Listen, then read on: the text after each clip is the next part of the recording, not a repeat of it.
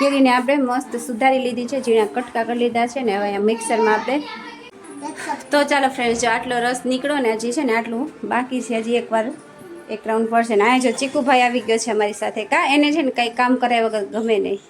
ચાલો તો જો સરસ મજાનું આપણું છે ને મસાલા પનીર રેડી છે, સોરી કઢાઈ પનીર આજે બનાવી છે.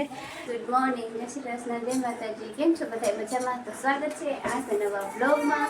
તો અત્યારે વાગી ગયા છે સાંજના 5 અને હું આવી ગઈ છું કિચનમાં. અને 5 વાગે છું કિચનમાં હું શું કરતી હોય તમને બધાને ખબર જ છે. તો અહીંયા બનાવું છું ચા. જો ચા, દૂધ બધું રેડી કરી નાખ્યું છે.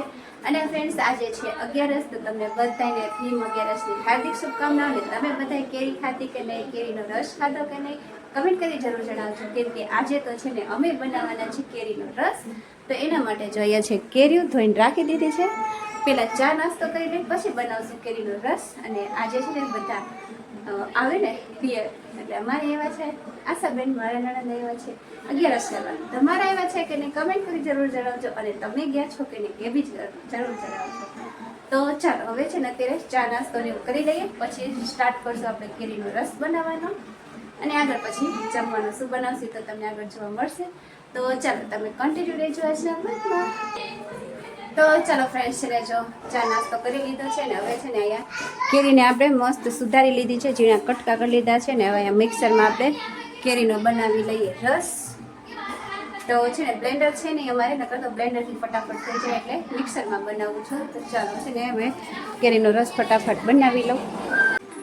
તો ચાલો ફ્રેન્ડ્સ, જો આટલો રસ નીકળો ને હજી છે ને આટલું બાકી છે, હજી એકવાર એક રાઉન્ડ પડશે ને. આ જો ચીકુભાઈ આવી ગયો છે અમારી સાથે, એને છે ને કંઈ કામ કરાય વગર ગમે નહીં, સાથે સાથે કરાવે નહીં. હે હા યાર, જો મિક્સર ચાલુ કરવા માટે છે ને અહીંયા ઊભો છે કે હું છે ને મિક્સર ચાલુ કરીશ. ચાલો તો બીજો રાઉન્ડ કરી નાખું.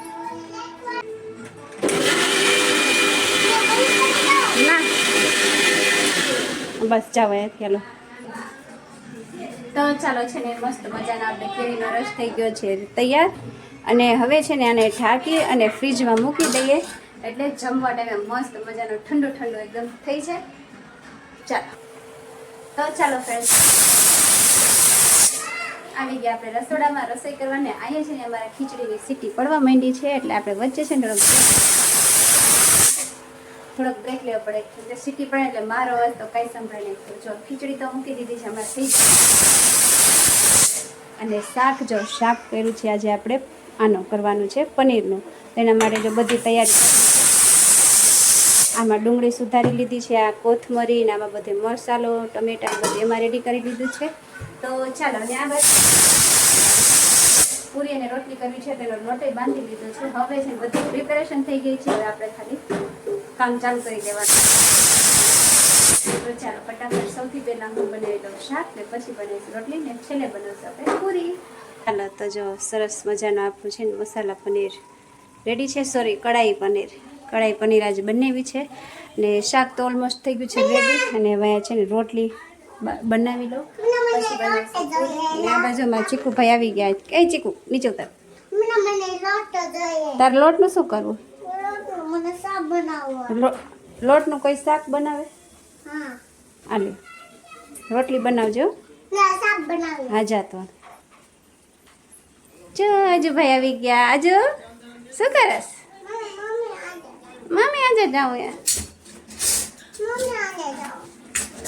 તો ચાલો ફ્રેન્ડ્સ, જમીને થઈ ગયા છે ફ્રી. અને મહેમાને આપણા જતા રહ્યા છે, આશાબેન ને અજયભાઈ બે જતા રહ્યા.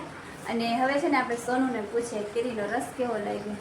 હે સોનુ, કેવું લાગ્યું કેરીનો રસ? ઘરે બનાવ્યો તો સારો હતો ને? તો પછી તો પછી એવો જ હોય ને, કંઈ આપણે ઘરે બનાવી તો જાડો જ રાખવાનો હોય ને, થોડી આપણે પાત્ર પાણી નાખીને કરી નાખવાનું હોય. તો આવું છે ફ્રેન્ડ્સ. સારું ચલો, તો અહીંયા આપણી 11 થઈ છે પૂરી. તમારી 11 કેવી રહી કમેન્ટ કરી જરૂર જણાવજો. અને આજનો બ્લોગ કેવો લાગ્યો, કેરીનો રસ કેવો લાગ્યો, કમેન્ટ કરી જરૂર જણાવજો. અને જો ચેનલમાં નવા હોય તો ચેનલને કરી દેજો સબસ્ક્રાઈબ. મળીએ કાલે નવા બ્લોગ સાથે. ત્યાં સુધી બાય બાય, જય શ્રી કૃષ્ણ, ગુડ નાઇટ.